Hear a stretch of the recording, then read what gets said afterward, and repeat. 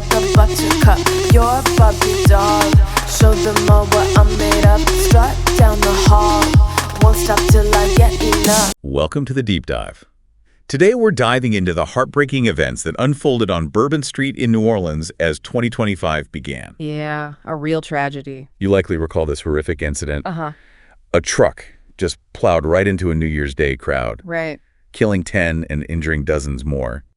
We'll try to understand what happened using eyewitness accounts and statements from officials. Yeah, we'll examine the context too, like the location and the timing to see what bigger picture emerges from this awful event. So picture it. Early morning on Bourbon Street, the heart of New Orleans, a place normally just bursting with music and life. But on this New Year's Day, the scene turned to chaos and horror. It really is a chilling contrast, and the details, as reported by CBS News, they're horrifying. A white pickup truck, it deliberately drove into the crowd at high speed. Wow. And even more disturbing is that the driver then opened fire before police returned fire. The casualty figures are just heartbreaking. 10 people dead, Yeah. at least 35 injured. But we have to remember these aren't just statistics. No, of course not. We're talking about real people with their own stories. Yeah. Lives that were tragically cut short or changed forever. And the fact that it wasn't an accident makes it even more disturbing. Superintendent Kirkpatrick, he said, and I quote, "very intentional behavior, trying to run over as many people as he could." Those words paint a picture of a very deliberate, calculated act of violence. It makes you wonder what could possibly motivate such an attack. Yeah. It's hard to imagine the terror of that moment. We have this eyewitness account Oh. from a couple visiting from Iowa, Jim and Nicole Moore, who were there for all the New Year's Eve festivities. They describe hearing these crashing sounds, a truck breaking through a barricade, and then gunshots. Just to be there, steps away when the truck plowed into the crowd, I can't even imagine the trauma. No. What's also interesting, or, well, intriguing, I guess, is there were reports of possible improvised explosives found nearby. Oh, really? Yeah. This adds another layer to the story. It certainly does. And then you have Mayor Cantrell using the term terrorist attack. Okay. The FBI hasn't officially classified it as such yet, but it does raise the stakes. It really does make you wonder what exactly would constitute a terrorist attack in this case. What criteria would the FBI need to meet to classify it as terrorism, and how would that classification change the investigation and response? Right. Yeah. It's a lot to unpack. It is. And as of now, the perpetrator's identity and status are unknown. Which just adds to all the uncertainty and anxiety surrounding this event. This tragedy raises serious questions about security measures, especially in crowded places like Bourbon Street during a massive event like New Year's Eve. I mean, how do you balance maintaining, a vibrant public space with ensuring people's safety? It's a tough question. And then think about this. The Sugar Bowl, Oh, right. huge college football game, was scheduled just hours later at the Superdome. The game went ahead. Mm-hmm. Likely with heightened security, but wow, what a contrast. A celebration of sport against this backdrop of such a tragedy. It really makes you think about, how fragile life is. You can have this joyous celebration planned, and then suddenly violence erupts.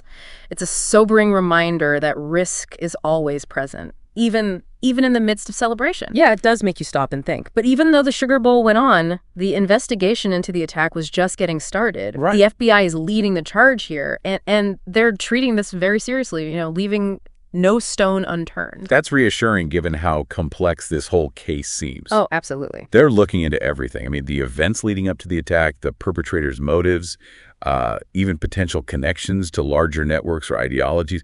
That's a massive undertaking. It really is. It's like a puzzle with so many pieces just scattered everywhere. You've got the crime scene, digital footprints, witness testimonies, and the pressure is on. I mean, the public wants answers. Of course. People want to know how something like this could happen, and even more so, how to prevent it from happening again. Which brings us back to the question of these security measures. Yeah. How can we prevent a tragedy like this? Yeah. What can we do to make public spaces safer? That's the million-dollar question, isn't it? And there are no easy answers. It's a tough balance between, preserving freedom of movement and ensuring public safety. I mean, do we increase surveillance? Do we implement more rigorous security checks at these large events? Every option has its own challenges and trade-offs. Sure. There's no simple solution, but we can't just, shy away from the conversation. No, absolutely not. Ignoring the problem won't won't make it go away. I think we need to have a serious discussion about the trade-offs, figure out how to best protect ourselves without giving up our civil liberties. I couldn't agree more. It's a conversation we as a society need to have. And it's not just about the physical security measures. Right. We also need to create a sense of community vigilance Okay. where everyone feels empowered to report suspicious activity and kind of look out for each other. You know, that makes me think about social media and the role it plays in all of this. It seems like every major event these days unfolds in real time on platforms like Twitter and Facebook. Social media, it's a double-edged sword, isn't it? It really is. On the one hand, it can spread awareness really fast and connect people during a crisis. Absolutely. But on the other hand, it can also be a breeding ground for misinformation and fear-mongering. And that can be incredibly damaging. For sure. I mean, we saw that happen in the immediate aftermath of this attack. Rumors and speculation were just running rampant online, and some of it was completely unfounded. Right. That type of misinformation can hinder the investigation, create unnecessary panic, even put people in danger. That's why media literacy is so important these days. We need to teach people how to evaluate information online, how to recognize bias and verify sources. It's more important than ever to be a discerning consumer of information, especially in this age of social media. Absolutely. I think we all have a responsibility to be critical thinkers, to share information responsibly. Yeah. Now, while we're discussing the impact of this event, we can't forget the victims. Right. 10 lives were lost and dozens more injured. It's easy to forget sometimes. Their families are left dealing with unimaginable pain and grief. It's a stark reminder of the human cost of these acts of violence. And a cost that extends far beyond the immediate victims. For sure. So what kind of support is being offered to these families? Well, the city of New Orleans has mobilized a lot of resources to provide counseling, financial assistance, other forms of support. It's good to hear. There are also numerous nonprofit organizations and community groups offering help as well. It's really heartwarming to see this outpouring of support. It speaks to the resilience of the human spirit. Doesn't it? Even in the face of such darkness, people still come together, offer comfort, strength, and hope. It's a testament to the strength of the New Orleans community. I mean, this event has shaken the city to its core, but it's also brought out the best in people. But this attack wasn't just a local tragedy, right? No. It sent shockwaves across the nation and even internationally. Exactly, and it raises questions about the global nature of terrorism and how interconnected our world is. Absolutely. I mean, how are other cities and countries responding to this attack? Are they reassessing their own security measures? Well, we're already seeing heightened security at public gatherings and transportation hubs around the world. There's also increased intelligence sharing and cooperation among law enforcement agencies. It seems like this attack has really prompted a global conversation about security and preparedness. It's a wake-up call, I think, for all of us. We need to be vigilant, but not let fear control our lives. That's a balance. Find a way to live our lives fully, but also be aware of the risks. It's a difficult balance to strike, for sure. Speaking of navigating complex situations, the media coverage of this event has been nonstop. Understandably, given the scale of the tragedy. Oh, of course. Yeah. But it also raises some concerns about sensationalism and the media's potential to make the fear and anxiety worse. I think that's a valid concern. There's a responsibility on the media to report responsibly, to avoid speculation and to focus on providing accurate and balanced information. Couldn't agree more. And they need to be mindful of the victims' privacy, too. Respecting the dignity of the victims and their loved ones and avoiding exploiting their pain for ratings or clicks. It's a fine line to walk. And it's not always easy to get right. It's a tough job, for sure. But it is essential that the media, strive for ethical and responsible reporting, especially during times of crisis. So, shifting gears a bit, I want to talk about the wider societal implications of this attack. Okay. How might this event shape our attitudes towards security, privacy, and freedom? That's a really thought-provoking question. This event is likely to spark a debate about, the balance between security and liberty and how much we're willing to sacrifice in the name of safety. It could even lead to a push for increased surveillance and data collection, which raises concerns about privacy and civil liberties. Important concerns. We need to be cautious about eroding our fundamental freedoms in the name of security. I agree. It's a slippery slope. You're absolutely right. It's a slippery slope. And Right. we need to be very careful. This attack also highlights the need for greater resilience and preparedness, both individually and as a society. Right. I mean, how can we better prepare for the unexpected? That's a crucial question. Yeah. I think it involves the thinking about things like emergency preparedness, Mm-hmm. mental health resources, community support networks. Mm-hmm. We need to be prepared not just for the physical impact of these events, but for the emotional and psychological toll they take as well. Absolutely. Trauma can have lasting effects, and it's essential to have resources in place to support those who have been affected. Yeah. I think this attack is a stark reminder that we live in an uncertain world, and bad things can happen even in places we consider safe. It's a call to action, I think, for all of us to think about how we can create a safer, more resilient world. Now, thinking about the impact on individuals, it's important to address the psychological effects of this tragedy. How does an event like this affect our sense of safety and security? It can be incredibly unsettling, especially when it happens in a place like Bourbon Street, a place that's, usually associated with celebration and joy.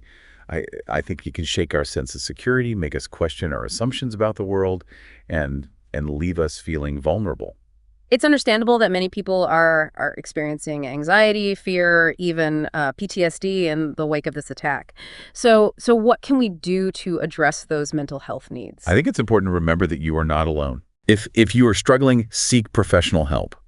There are therapists, counselors, and support groups available to help people cope with trauma and anxiety. And don't underestimate the power of talking about what happened, Yeah. sharing your feelings with loved ones and not bottling things up inside. It can make a huge difference. It's so true. Talking about your experiences can help you process what happened, Yeah. and begin to heal. Now, looking ahead, this tragedy will undoubtedly shape the future of New Orleans. How might this event impact the city in the long term? It's likely to have a big impact on the city's tourism industry, which is, such a vital part of its economy. Absolutely. People might be hesitant to visit for a while, concerned for their safety.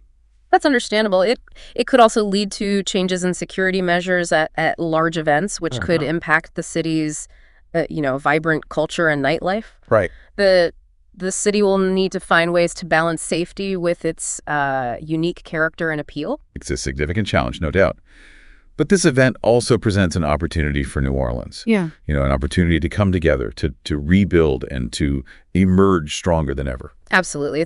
It's a chance for the city to demonstrate its resilience and its unwavering spirit.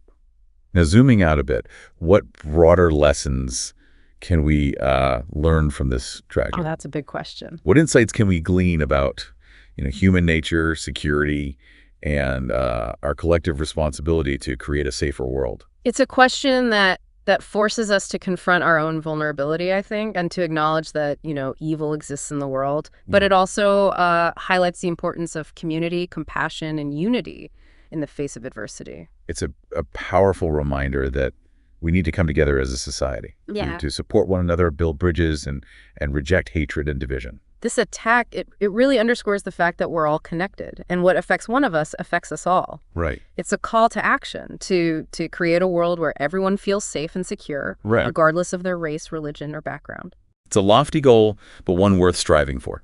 Absolutely. A goal worth striving for.